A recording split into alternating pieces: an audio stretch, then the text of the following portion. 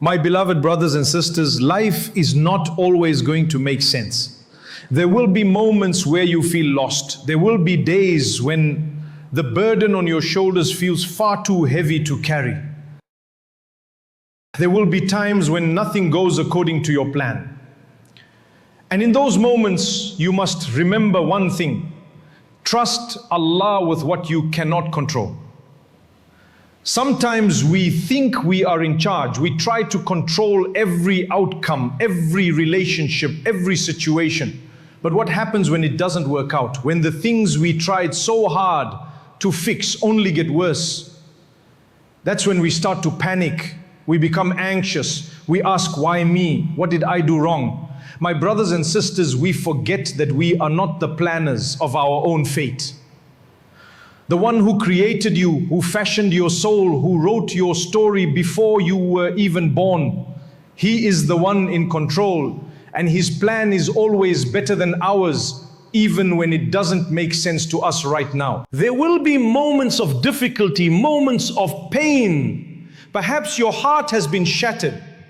Perhaps you've lost someone you love dearly.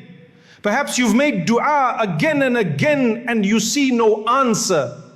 You cry at night, you feel alone in a room full of people. And still you keep going. That's strength, that's sabr, that's silent endurance. It's not unnoticed. Allah sees every tear, hears every dua, and knows every beat of your aching heart. My beloved brothers and sisters, when a person falls ill, what's the first thing they usually do? Many people immediately think, let me take some medicine, maybe something I already have at home, I'll feel better soon. And yes, we are taught to use what is within our means. But here's the catch: when that doesn't work, panic slowly sets in. So they go to the doctor or they consult someone they trust. The doctor gives a diagnosis, prescribes medication, and they start the course. Psychologically, they feel relieved. Finally, I'm doing something about it. But what if even that doesn't help? What if the treatment doesn't seem to be working? At this point, my brothers and sisters, we need to take a step back and reflect. The reason why Allah allows a believer to go through these stages where nothing seems to work is not because He doesn't care. No, it's because He does care. He's drawing us back to the very first step we often forget: turning to Him. So many times a day we recite Iyyaka na'budu wa iyyaka nasta'in. You alone we worship, you alone we ask for help. But when calamity strikes, where is that declaration? Where is our trust in Allah? The truth is, if we start off by depending solely on doctors or medication or our own intelligence, or even what we read on Google, we're already missing the mark. There's nothing wrong with seeking help, but the mistake is relying on the means while forgetting the owner of the cure, Allah. A true believer understands that everything begins with Allah. Yes, we take the medication. Yes, we visit the doctor. But before all of that, we raise our hands and we say, oh Allah, guide me. Oh Allah, cure me. Oh Allah, make this easy for me. Because what good is physical healing if spiritually we are distant from our Maker?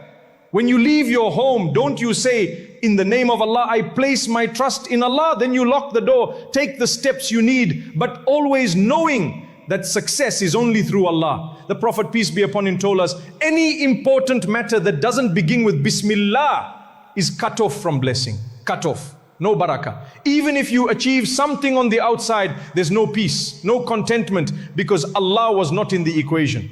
And today we're living in extremely difficult times. People are losing jobs, anxieties everywhere. Families are being torn apart. Loved ones are being buried. Health is declining. We're being shaken and we're wondering what is happening. Sometimes Allah causes all your plans to fail, not to break you, but to remind you that you never included Him in the plan. So the question is, have you placed Allah in your equation? We ask Him for help and He expects us to make an effort too. The Prophet ﷺ said, Work hard for what benefits you and put your trust in Allah. You want a job? You need sustenance? Don't just get up and walk into the world like Allah isn't part of the process. Wake up, pray your salah, make dua. Oh Allah, I'm stepping out today. Guide me to what is best. Then go out. Allah will guide your footsteps. But if you ignore Him, there will be no blessing in that job, that income, or that effort. And on the flip side, don't be from those who say, I trust Allah, and then sit at home expecting the job to land in your lap. That's not tawakkul, that's wishful thinking. The Prophet ﷺ taught us balance. You do what is in your control and trust Allah for what is beyond your control. A man once came to Umar bin Khattab, may Allah be pleased with him, after being caught stealing. When it was time for punishment, he said, how can you punish me? It was written for me to steal. Umar replied, and it was written that we would punish you too. You see, brothers and sisters, we all have a limited choice, and Allah will question how we used it. If everything was forced upon us, there would be no point in praying or doing good. But Allah gave us a choice to believe, to strive, to obey, to repent. So when you fall ill and the first thing doesn't work and the second thing fails and even the third attempt seems hopeless, know that it's not about the doctor or the medicine or the treatment. Those are only means. The cure lies with Allah. So many doctors themselves during major crises admitted, we've tried everything. We're doing what we can, but we don't know what else to do. Because ultimately the results are not in their hands. The same medication works for one person and fails for another.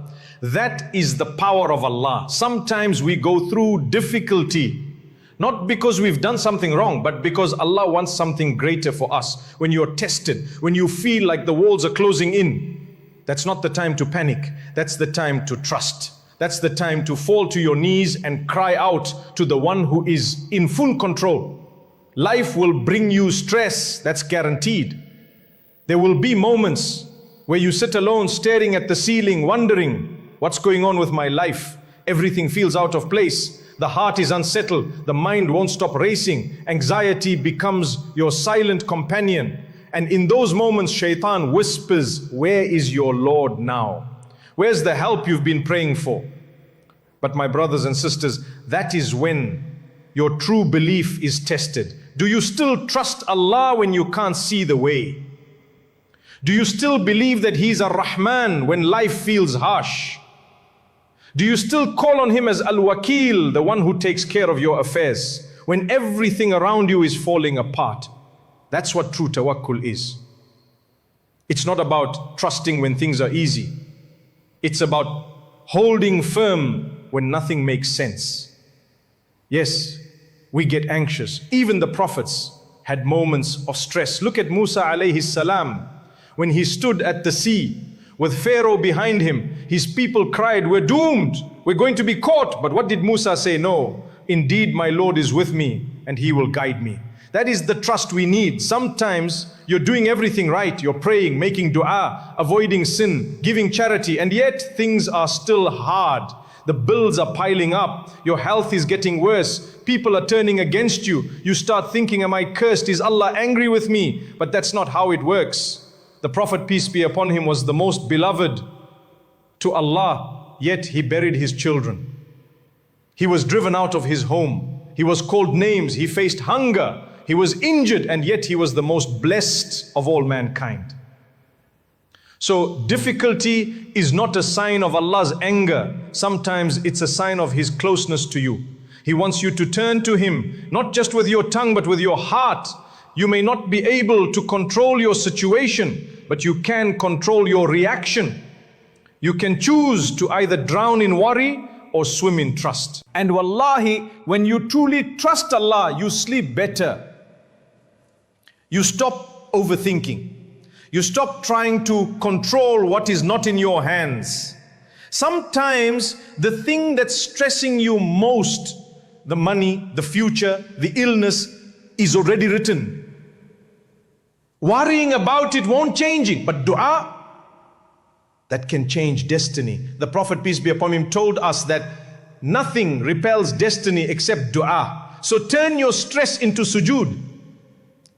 Take that anxiety and use it to call on your Rabb. Say, oh Allah, I don't understand this test, but I trust that you are preparing me for something better. And be certain, Allah is not ignoring you. He's not punishing you without purpose. He's not absent. He knows every heartbeat, every tear, every thought you're afraid to share with others. He knows, and He's waiting for you to speak to Him. So my dear brothers and sisters, don't let stress push you away from Allah. Let it pull you towards Him. We are not in control. That's the truth. We don't even control our heartbeat. We don't control the next breath. How can we possibly control what happens tomorrow or next week? But Allah, He is in control of everything. And if He is with you, what have you lost? And if He's not with you, even if the world is at your feet, you've lost everything. So tonight, just pause, breathe, and say, oh Allah, I leave what I cannot handle in your hands. I leave what I cannot fix in your power. I trust you. I know you are enough for me, because He is enough. He always was, and He always will be. When I was much younger, I remember visiting one of my scholars who had just lost his leg in an accident. It was amputated. We went to the hospital to see him, and I'll never forget, he said, Alhamdulillah, I lost my leg. I remember standing there thinking, did he say the right thing? And it wasn't just me. A few others were confused too. You're young, and someone says, Alhamdulillah, after such a big loss, you begin to wonder, is he okay? But when we asked him why, he said, what if I lost my life instead of my leg? This is a small price to pay for a second chance. Allah saved me. That's a heart that sees the wisdom of Allah, even in the pain. That's the kind of heart we're supposed to have when calamity strikes. Not a heart that panics, but a heart that surrenders, a heart that trusts. How many of us can look at our biggest difficulty and say, Alhamdulillah, not out of habit, but from the core of our soul. But this is what trusting Allah truly means. It's not about understanding every trial. It's about knowing that even when you don't understand, Allah does, and He is never unjust. The Prophet, peace be upon him, told us something amazing. When Allah tests a believer, even a prick of a thorn wipes away their sins. So imagine what happens when you face real pain, loss, trauma, illness, betrayal, confusion. That stress and anxiety you carry, Allah sees it. And every tear you shed for His sake, He records it. Every time you say, Ya Allah, help me, He responds, even if you don't hear it yet. There are times when Allah holds back the solution, not because He doesn't care, but because He's perfecting the outcome. You see, Allah doesn't just want to fix your situation, He wants to fix your heart too. He wants you to taste reliance, to experience humility, to discover that when everyone else lets go of your hand, He holds it tighter. We live in a world that says, you're in control. You've got this. Manifest your reality. But we are not in control. We are weak. We break.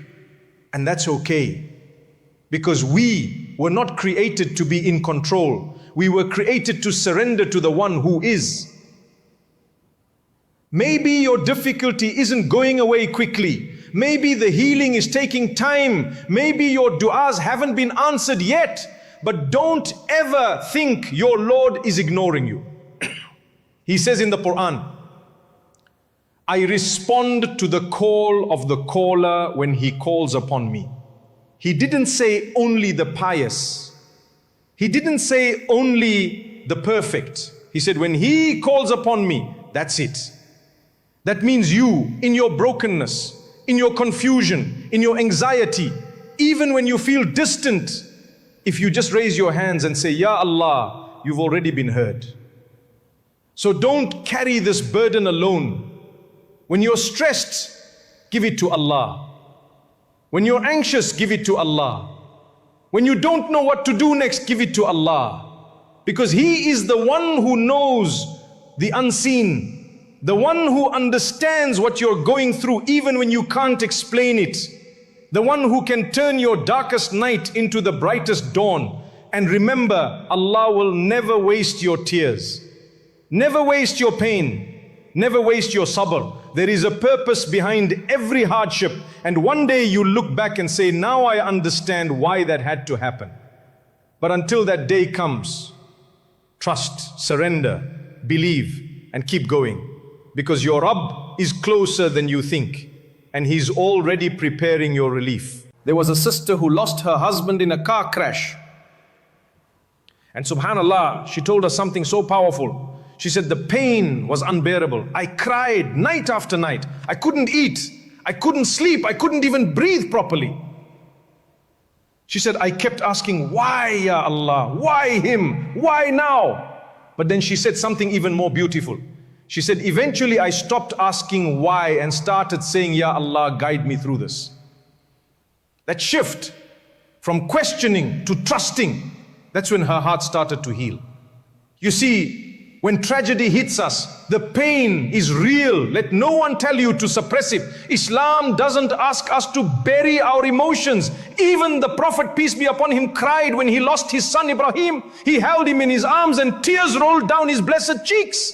But what did he say? He said, the eyes shed tears, the heart grieves, but we do not say anything except that which pleases our Lord. That is true trust. To feel the grief, but still hold on to hope.